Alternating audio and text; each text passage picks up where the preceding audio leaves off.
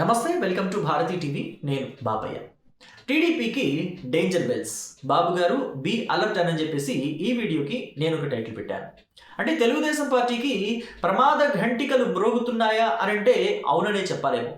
చంద్రబాబు నాయుడు అంటే ఆంధ్రప్రదేశ్ ముఖ్యమంత్రి, తెలుగుదేశం పార్టీ అధినేత నారా చంద్రబాబు నాయుడు అలర్ట్గా ఉండాలా అని అంటే ఎస్, ఉండక తప్పదేమో అనిపిస్తోంది. ఆయన ప్లాన్ బి రెడీ చేసుకోవాలా అని అంటే పొలిటికల్ అనలిస్టులు, రాజకీయ పండితులంతా కూడా అవును అని చెప్తున్నారు. ఎందుకంటే భారతీయ జనతా పార్టీ ఎప్పుడు ఎలా ఉంటుందో చెప్పలేము. తెలుగుదేశం పార్టీ తోటి ఇప్పుడు కౌగిలింతలు, లేకపోతే స్నేహపూర్వకమైన ఆలింగనాలు, ఆప్యాయత, అనురాగంతో కూడిన ఆలింగనాలు అయితే చేసుకుంటుంది. మరి భవిష్యత్తులో దూరంగా నెట్టేసినా ఆశ్చర్యపోనక్కర్లేదు, భవిష్యత్తులో విసిరి అవతల పడేసినా కానీ ఆశ్చర్యపోనవసరం లేదు అని చెప్పేసి చెప్తున్నారు. ఎందుకంటే గతంలో జరిగిన ఇన్సిడెంట్స్ని కూడా గుర్తు చేస్తున్నారు. 2014లో చంద్రబాబు నాయుడిని ప్రధాని అభ్యర్థిగా ప్రకటించబడిన నరేంద్ర మోదీ, అప్పట్లో ఆయనే కదా ప్రధాని అభ్యర్థి అని చెప్పేసి ప్రకటించారు ఎన్డీఏ పక్ష నేతలంతా కూడా. సో అప్పుడు ప్రధాని అభ్యర్థిగా ఉన్న నరేంద్ర మోదీ చంద్రబాబు నాయుడిని ఏ వేదిక మీద చూసినా కానీ కౌగిలించుకుని మాట్లాడారు. కానీ తర్వాత పరిస్థితులు ఏంటి, మారిపోలేదా? వీళ్ళు ప్రత్యేక హోదా ఇస్తానన్నారు ఆంధ్రప్రదేశ్కి. ఎన్డీఏ నేతలు, ఎన్డీఏ పెద్దలంతా కూడా ఆనాడు 5 ఏళ్ళు ఇవ్వండి అని అడిగితే 5 ఏళ్ళు ఏం సరిపోతుంది, 10 ఏళ్ళు ఇస్తాం, 15 ఏళ్ళు ఇస్తాం అని చెప్పేసి మాట్లాడారు. కానీ అదే ప్రత్యేక హోదాని అమలు చేయండి అని అంటే 4 మడత పెట్టేశారు. ప్రత్యేక హోదా ఇవ్వడానికి వీలవదు, ప్రత్యేక ప్యాకేజీ ఇస్తామన్నారు. ఇక్కడేమో వైసీపీ పదే పదే మీరు ఎన్డీఏలో ఉండి కూడా తేలేకపోతున్నారు, ఆంధ్రప్రదేశ్కి అన్యాయం చేస్తున్నారని చెప్పేసి మాట్లాడుతూ రెచ్చగొడుతుంది. సో మరి టెంప్ట్ అయ్యారా, ఏం జరిగిందో ఏంటో తెలియదు. కానీ చంద్రబాబు నాయుడు ఎన్డీఏలో నుంచి బయటకు వచ్చేశారు. ఎన్డీఏలో నుంచి చంద్రబాబు నాయుడు బయటకు వచ్చినప్పుడు బీజేపీకి దగ్గరైంది వైసీపీ. వైసీపీని బీజేపీకి విజయసాయి రెడ్డి చాలా చక్కగా దగ్గర చేశారు. వాళ్ళిద్దరికీ సయోధ్య కుదిర్చారు. 2019 ఎన్నికల్లో ఏమైంది? తెలుగుదేశం పార్టీకి కేవలం 23 సీట్లు వచ్చేంత మరీ అంత తక్కువ స్థాయి పరిపాలన చేశారా చంద్రబాబు నాయుడు? లేదు కదా. ఎన్నో అభివృద్ధి కార్యక్రమాలు చేశారు. విభజిత ఆంధ్రప్రదేశ్కి ఎన్నో కంపెనీలు కూడా తీసుకొచ్చారు. అయినప్పటికీ కూడా 23 సీట్లు వచ్చాయంటే అక్కడ భారతీయ జనతా పార్టీ ప్రోత్సాహం ఉంది, ఇటు కేసీఆర్ ప్రోత్సాహం కూడా ఉంది. వైఎస్ఆర్ కాంగ్రెస్ పార్టీ ఆ రోజు సోషల్ మీడియాలో చేసిన దుష్ప్రచారం కూడా, తెలుగుదేశం పార్టీ పట్ల వ్యతిరేకంగా చేసిన ప్రచారం కూడా తోడైంది. మొత్తం మీద 151 సీట్లు వచ్చినాయి. 151 సీట్లు వచ్చినాయి, 23 ఎంపీ సీట్లు కూడా వచ్చినాయి.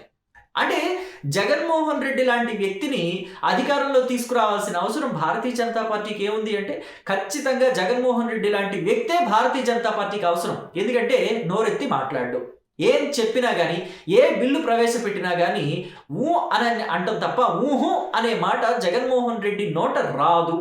వీర విధేయుడిగా ఉంటాడు. ఇంతకన్నా భారతీయ జనతా పార్టీకి కావాల్సిందే ఉంది. సో అందుకనే ఎప్పుడు కూడా భారతీయ జనతా పార్టీ చూపు జగన్ వైపే ఉంటుంది. ఈవెన్ 2024 ఎన్నికల టైంలో కూడా వాళ్ళ చూపు జగన్మోహన్ రెడ్డి వైపే ఉంది. కానీ జగన్మోహన్ రెడ్డి ముందు వాళ్ళు పెట్టిన ప్రపోజల్ జగన్మోహన్ రెడ్డి యాక్సెప్ట్ చేయలేదు.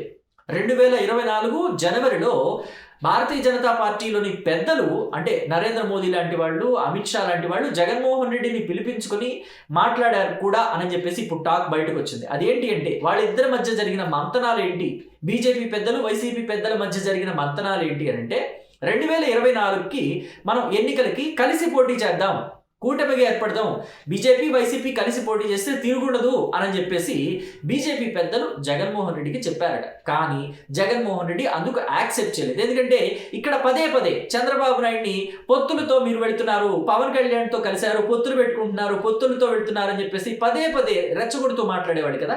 సో కాబట్టి నేను ఇప్పుడు మీతో పొత్తులు పెట్టుకుంటే ఆయన్ని విమర్శించిందంతా కూడా వృధా అయిపోతుంది, కాబట్టి నేను పొత్తులు పెట్టుకోనని చెప్పేసి జగన్మోహన్ రెడ్డి భారతీయ జనతా పార్టీ ప్రపోజల్ ని బ్రేక్ చేసేసరికి బీజేపీ వాళ్ళకి మరో అవకాశం లేక మళ్ళీ చంద్రబాబు నాయుడిని దగ్గరికి తీసుకున్నారు, మళ్ళీ చంద్రబాబు నాయుడిని కౌగిలించుకున్నారు, మళ్ళీ చంద్రబాబు నాయుడిని ఆలింగనం చేసుకున్నారు. 2024లో భారతీయ జనతా పార్టీ ఎప్పుడు వచ్చింది పొత్తుల్లోకి? జనవరి ఎండింగ్, ఫిబ్రవరి ఆ టైంలో కదా, ఫిబ్రవరి బిగినింగ్ ఆ టైంలోనే కదా పొత్తుల్లోకి వచ్చింది. పొత్తులోకి వస్తున్నాం, కలిసి పోటీ చేస్తున్నాం అని చెప్పి అనౌన్స్ చేసింది ఆ టైంలోనే. ఈవెన్ మనం గమనించినట్లయితే 2024 ఎన్నికల ప్రచారంలో పాల్గొన్నారు నరేంద్ర మోదీ. కేంద్రం నుంచి వచ్చి ఇక్కడికి ఎన్నికల ప్రచారం కూడా చేశారు. కానీ జగన్మోహన్ రెడ్డిని కానీ, వైఎస్ఆర్ కాంగ్రెస్ పార్టీని కానీ ఎక్కడా తీవ్రమైన విమర్శలు చేయలేదు. గతంలో చూస్తే చంద్రబాబు నాయుడు మాత్రం పోలవరాన్ని ఏటీఎం లాగా వాడుకుంటున్నారు అని చెప్పేసి నరేంద్ర మోదీ విమర్శించారు. మరి ఎక్కడైనా ప్రూవ్ చేశారా? చంద్రబాబు నాయుడు పోలవరంలో అవినీతి చేశాడు అని చెప్పేసి ఏటీఎం లాగా వాడుకున్నాడు అంటే అవినీతి చేశాడనే కదా. మరి కేంద్రంలోనూ అధికారంలో ఉంది బీజేపీనే, రాష్ట్రంలో అధికారం ఉంది వైసీపీనే. వీళ్ళిద్దరూ ఆనాడు ప్రచారం చేశారు కదా, చంద్రబాబు నాయుడు అవినీతి చేశాడు పోలవరంలోని, తినేశాడని చెప్పేసి అన్నారు కదా. మరి ఎక్కడైనా ప్రూవ్ చేశారంటే చేయలేదు. కానీ ఇదే భారతీయ జనతా పార్టీ నేతలు జగన్మోహన్ రెడ్డిని ఆ స్థాయిలో విమర్శించారా? మరి 2024 ఎన్నికల ప్రచారంలో విమర్శించలేదు. ఇక్కడ తెలుగుదేశం పార్టీని అయితే తలుపు చెక్కతో కొడతారు, అక్కడ జగన్మోహన్ రెడ్డిని అయితే తమలపాకుతో కొడతారు. ఇది బీజేపీ వైఖరి. బీజేపీ ఎప్పుడు కూడా జగన్మోహన్ రెడ్డి వైపే చూపు ఉంటుంది బీజేపీకి. ఎందుకని అంటే జగన్మోహన్ రెడ్డికి నెంబర్ ఆఫ్ సిబిఐ కేసులు అలాగే ఈడీ కేసులు ఉన్నాయి. ఆయన ఏం చెప్పడు, ఏది చెప్పినా నోరు మెదపడు. ఏ బిల్లు ప్రవేశపెట్టినా ఆయన ఎంపీలందరితో కూడా మద్దతు ప్రకటింపజేస్తాడు. కానీ చంద్రబాబు నాయుడు అలా కాదు. ఎటువంటి అవినీతి కేసులు లేవు, ఎటువంటి అక్రమాల కేసులు లేవు, ఎటువంటి సిబిఐ కేసులు లేవు, ఎటువంటి ఈడీ కేసులు లేవు. మరి ఈయన చెప్పినట్టు విని నోరు మెదపకుండా ఉంటాడంటే ఉండడు. ఏమైనా పిచ్చి పిచ్చి బిల్లులు తీసుకొస్తే, ప్రజా వ్యతిరేకతని మూట కట్టుకునే బిల్లులు తీసుకొస్తే ఖచ్చితంగా చంద్రబాబు నాయుడు వ్యతిరేకిస్తాడు అనే అంచనా వీళ్ళకుంది. కాబట్టి ఎప్పుడు కూడా చంద్రబాబు నాయుడిని తప్పనిసరి పరిస్థితుల్లో తప్ప దగ్గరికి తీసుకోదు బీజేపీ. తప్పనిసరి పరిస్థితులు ఉంటేనే ఆలింగనం చేసుకుంటుంది, కౌగిలించుకుంటుంది. మళ్ళీ మనం భాయి మళ్ళీ మనం ఫ్రెండ్స్ అని చెప్పేసి దగ్గరికి తీసుకుంటారు. లేదంటే ఎప్పుడు కూడా దూరం పెట్టాలనే చూస్తారు చంద్రబాబు నాయుడు లాంటి నాయకుడిని. జగన్మోహన్ రెడ్డి లాంటి నాయకుడే ఇక్కడ బీజేపీ పెద్దలకి కావాలి. జగన్మోహన్ రెడ్డి లాంటి నాయకుడే వాళ్ళకి అవసరం. కాబట్టి ఇప్పుడు పవన్ కళ్యాణ్ని కూడా మీరు వైసీపీని పదే పదే విమర్శించొద్దు అని చెప్పేసి చెప్పినట్టుగా టాక్ నడుస్తుంది. పైగా దీనికి అనుకూలంగా ఇంకొక, అంటే నేను ఈ చెప్పిన మాటకి జగన్మోహన్ రెడ్డిని విమర్శించొద్దు అని చెప్పి పవన్ కళ్యాణ్కి కేంద్ర పెద్దలు చెప్పారు అనే మాటకి అనుగుణంగా ఇప్పుడు బయట ఇంకో ప్రచారం కూడా జరుగుతుంది. జగన్మోహన్ రెడ్డిని అరెస్టు చేయాలి అని చెప్పేసి కేంద్ర పెద్దలని పవన్ కళ్యాణ్ కోరితే అలాంటివేం పెట్టుకోవద్దు, అసలు జగన్మోహన్ రెడ్డితోటి మీరు వైరం పెట్టుకోవద్దు అని చెప్పేసి కేంద్ర పెద్దలు పవన్ కళ్యాణ్తో చెప్పారు అని అంటూ ఓ ప్రొఫెసర్ స్థాయి వ్యక్తి మాట్లాడిన మాటలు ఇప్పుడు వైరల్గా మారాయి సోషల్ మీడియాలో. జగన్మోహన్ రెడ్డి జోలికి రావద్దు అని చెప్పి కేంద్ర పెద్దలు పవన్ కళ్యాణ్కి అక్షంతలు వేశారు అని చెప్పేసి ఆయన వీడియోలనే వైసీపీ సోషల్ మీడియా అంతా కూడా ప్రచారం చేసుకుంటోంది.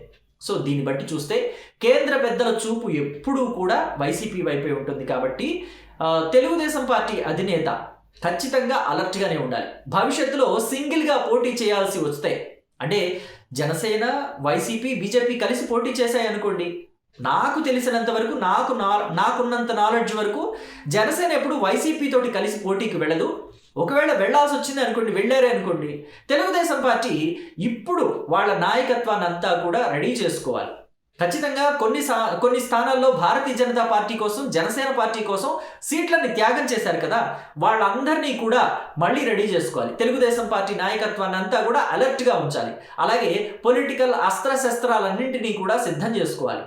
అలర్ట్గా ఉండకపోతే, అలాగే ప్లాన్ బి రెడీ చేసుకోకపోతే తెలుగుదేశం పార్టీ చాలా కష్టాలు పడే అవకాశం ఉంది. చాలా కష్టాలు పడే అవకాశం ఉంది. కాబట్టి అలర్ట్గా ఉండటం తప్పనిసరిగా అవసరం అని చెప్పేసి పొలిటికల్ అనలిస్టులంతా కూడా చెప్తున్న మాట.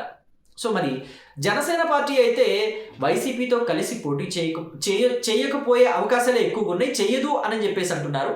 మరి భారతీయ జనతా పార్టీ వైసీపీ కలిసి పోటీ చేస్తే మాత్రం జనసేన కూడా విడిగా పోటీ చేస్తుందని చెప్తున్నారు పొలిటికల్ అనలిస్టులు అంతా కూడా. ఎందుకంటే వైసీపీ తాలూకా ఈ భావజాలం వేరు, జనసేన పార్టీ భావజాలం వేరు. వాళ్ళ రాజకీయ పాలసీలు వేరు, వీళ్ళ రాజకీయ పాలసీలు వేరు. సో కాబట్టి ఎప్పుడు కూడా జనసేన వైసీపీ తోటి జెల్ అవ్వలేదు అని చెప్పేసి అంటున్నారు. సో మరి జనసేన విడిగా పోటీ చేస్తుందా? భారతీయ జనతా పార్టీ వైసీపీ కలిసి పోటీ చేస్తే, అలాగే తెలుగుదేశం పార్టీ విడిగా పోటీ చేస్తే పరిస్థితులు ఎలా ఉంటాయి? వైసీపీ బీజేపీ కూటమి గెలుస్తుందా, లేదంటే తెలుగుదేశం పార్టీ గెలుస్తుంది అనుకుంటున్నారా, లేదా జనసేన పార్టీ అధికారంలోకి వస్తుంది అనుకుంటున్నారా? ఏం జరుగుతుందని మీరు అనుకుంటున్నారు? అలాగే చంద్రబాబు నాయుడు అలర్ట్గా ఉండి బీజేపీ వైసీపీ కలిసి పోటీ చేసినా తెలుగుదేశం పార్టీని అధికారంలోకి తీసుకొచ్చుకోగలుగుతారని మీరు భావిస్తున్నారా? మీ అభిప్రాయాన్ని కమెంట్ బాక్స్లో తెలియచేయండి. అలాగే ఇవన్నీ కాదు, 2029లో కూడా జనసేన, భారతీయ జనతా పార్టీ, తెలుగుదేశం పార్టీ కలిసే పోటీ చేస్తాయని మీరు అనుకుంటున్నారా? మీ అభిప్రాయాన్ని కామెంట్ బాక్స్లో తెలియజేయడం మాత్రం మర్చిపోకండి. Thank you.